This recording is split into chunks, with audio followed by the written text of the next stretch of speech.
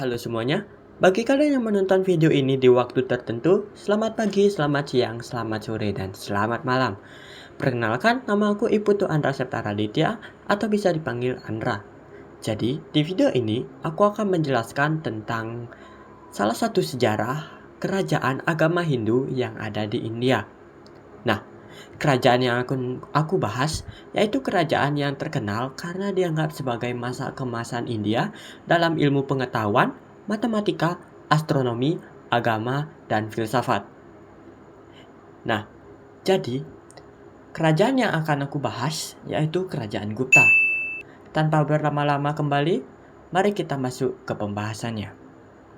Dinasti Gupta menguasai India Utara pada 320 Masehi dan tetap berkuasa selama 200 tahun.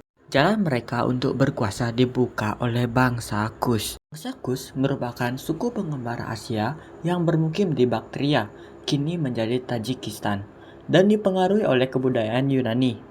Bangsa Kus ini lantas mendirikan kerajaan pada 25 Masehi. Kemudian mereka melebarkan kekuasaan ke utara, ke wilayah Turkestan, dan ke selatan ke wilayah Afghanistan dan India. Wilayah India Utara dikuasai bangsa Kus sejak tahun 100 Masehi.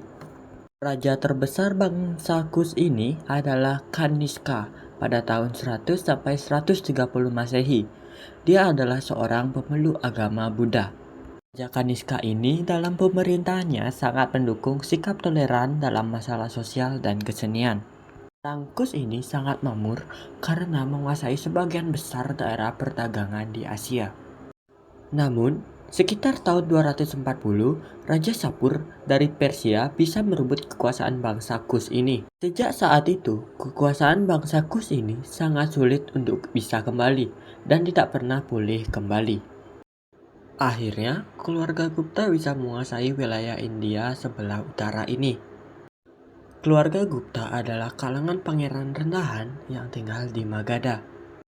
Chandragupta I menjadi pendiri kerajaan setelah menikahi seorang putri Magadha dan menjadi raja pada tahun 320.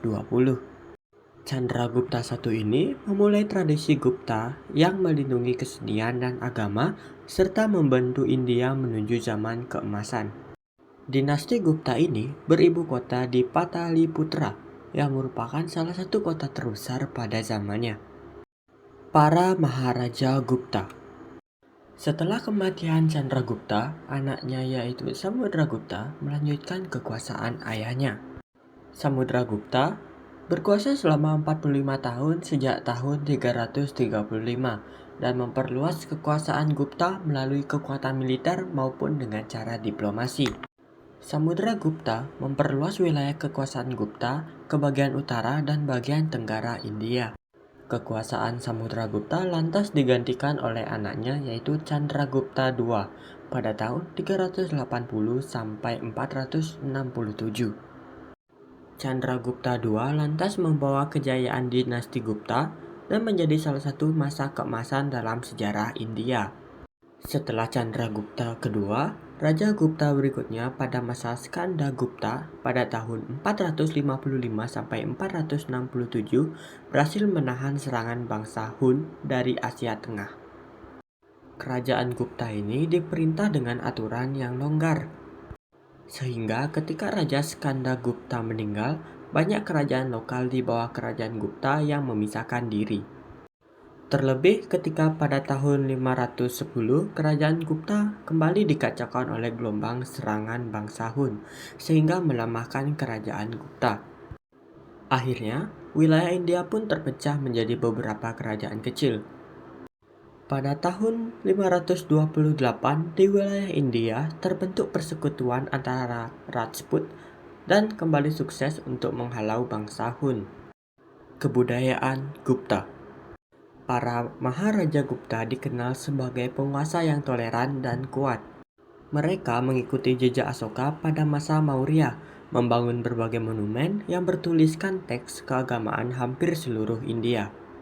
Pertanian dan perdagangan maju sangat pesat. Kerajaan Gupta banyak membangun desa dan kota dan menempatkan para Brahmana sebagai penanggung jawabnya.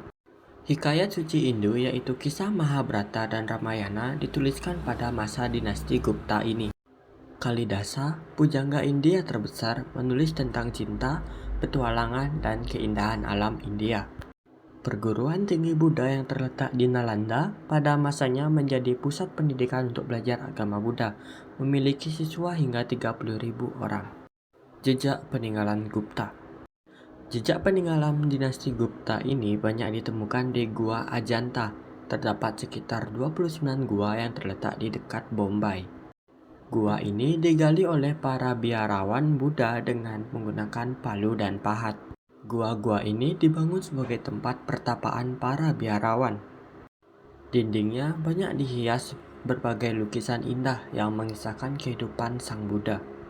Di salah satu gua terdapat patung Buddha raksasa yang sedang duduk.